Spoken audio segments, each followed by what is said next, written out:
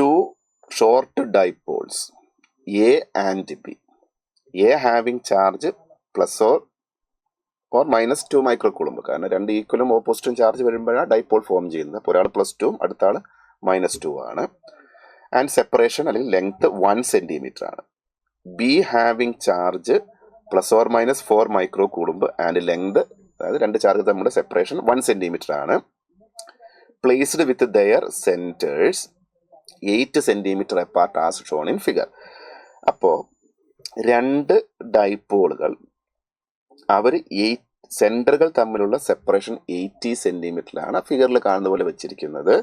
ഇനി electric field at point P equi distant from centres of both dipole. അപ്പോൾ P എന്നുള്ള പോയിന്റിലെ electric ഫീൽഡാണ് കണ്ടുപിടിക്കേണ്ടത്. രണ്ടുപേരുടെയും സെന്ററിൽ നിന്ന് ഇക്യൂ ഡിസ്റ്റൻസ് എവയാണ്. ഓക്കെ, അപ്പോൾ നമുക്കിതിനൊന്ന് റീഡ്രോ ചെയ്യാം. ബി എന്ന് പറയുന്ന ഡൈപോള് ഇയാളെ സംബന്ധിച്ച് ഇത് 2 മൈക്രോകൂളംബ്, ഇത് ബിയുടേത്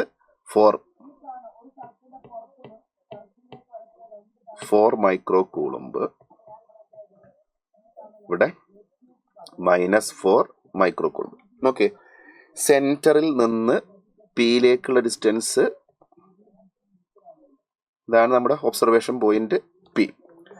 ഈ കാണുന്ന ഡൈപോൾ ബി എന്ന് പറയുന്ന ഡൈപോളിനെ സംബന്ധിച്ച് പി എന്ന് പറയുന്ന പോയിന്റ് ആരാണ്? ഇക്വറ്റോറിയൽ പോയിന്റ് ആണ്. ശരിയല്ലേ? ഇക്വറ്റോറിയൽ പോയിന്റ് ഇക്വേഷൻ നമുക്കറിയാം അതിന്റെ മുമ്പ്.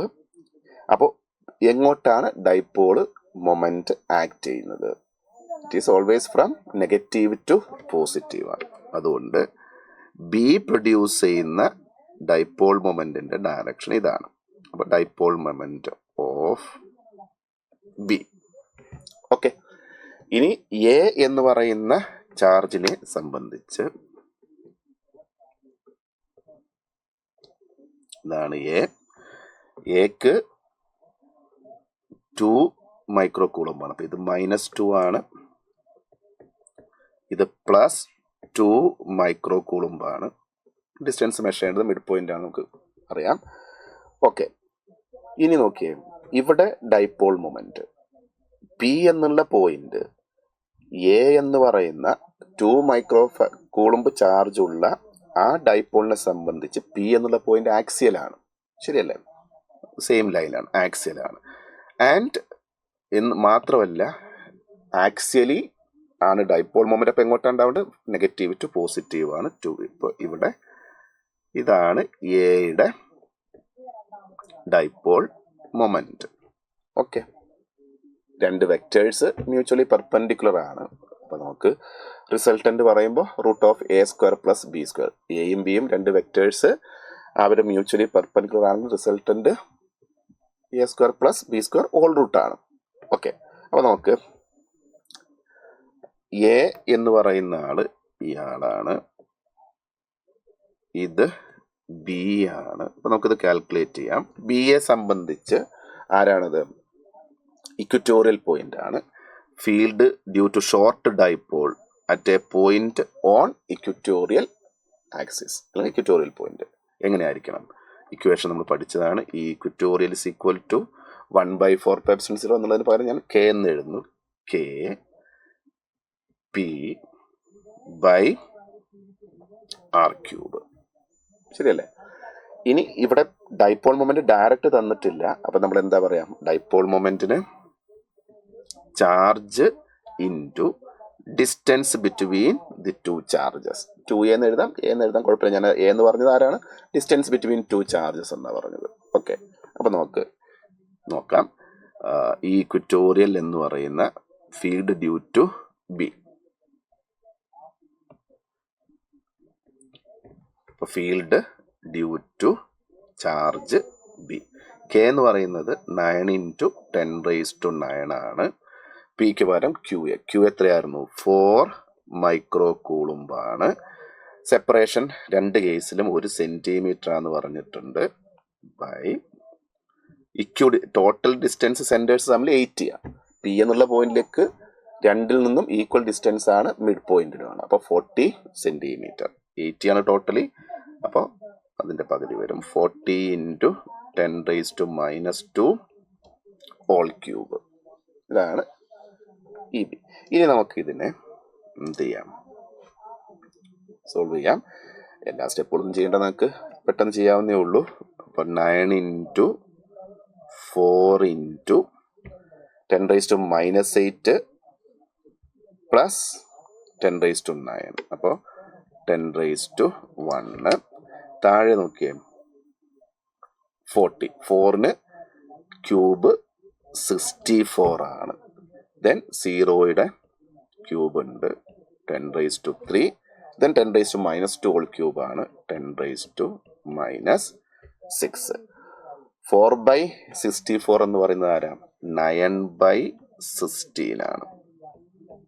9/16. അത് 4/64 1/6. അപ്പോൾ 4/64 1/16 ആണ്. അപ്പോൾ നമുക്ക് വരുന്നത് 9/16. ഇനി പവറോ, താഴെ 10⁻³ ഉണ്ട്.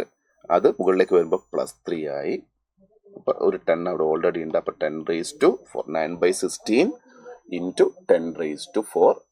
ബി എന്നുള്ള ഡൈപോളിനെ സംബന്ധിച്ച് പി എന്നുള്ള ഇക്വറ്റോറിയൽ പോയിന്റിലേക്കുള്ള ഇലക്ട്രിക് ഫീൽഡ് ഇൻറ്റൻസിറ്റി. ഓക്കെ, അപ്പോൾ ഇലക്ട്രിക് ഫീൽഡ് ഇൻറ്റൻസിറ്റി നമുക്കറിയാം, N/Coulomb ആണ് യൂണിറ്റ്. ഞാൻ എഴുതി. ഇനി അടുത്ത കേസ് നമുക്ക് എ എന്ന് പറയുന്ന ചാർജിനെ സംബന്ധിച്ച് ആക്സിയൽ ഡിസ്റ്റൻസ് ആണ്.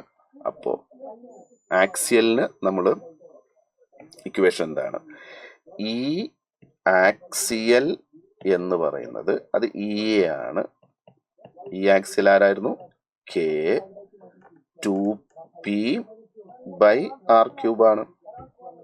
ഓക്കെ, ദെൻ K 9 × 10⁻9 ആണ്. 2 × p QL ആണ്. അപ്പോൾ Q എത്രയായിരുന്നു? 2 ആണ് മൈക്രോ കൂളംബ്. -6. ഡിസ്റ്റൻസ് സെപ്പറേഷൻ നമ്മൾ പറഞ്ഞു 10⁻². ദെൻ ഇക്യു ഡിസ്റ്റൻ്റ് ആണ്. അപ്പോൾ എത്രയാ? 40 × 10⁻²³ ആണ്. അപ്പോൾ നോക്കിയേ, ബിക്ക് എഴുതിയ അതേ വാല്യൂ തന്നെയല്ലേ എക്കും വരുന്നത്? ആണല്ലോ. അപ്പോൾ ഇതും നമുക്ക് എന്താ കിട്ടുക? Same as 9/16 × 10⁻⁴ N/Coulomb. ഇനി എന്താ പറഞ്ഞത്? രണ്ട് വെക്ടേഴ്സും മ്യൂച്വലി പെർപെൻഡിക്കുലർ ആണ്, മാഗ്നിറ്റ്യൂഡ് സെയിം ആണ് നമുക്ക് കിട്ടി. അപ്പം എന്ത് പറയാം? E A in magnitude E B. അപ്പം റിസൾട്ടൻ്റ് എന്താണ്?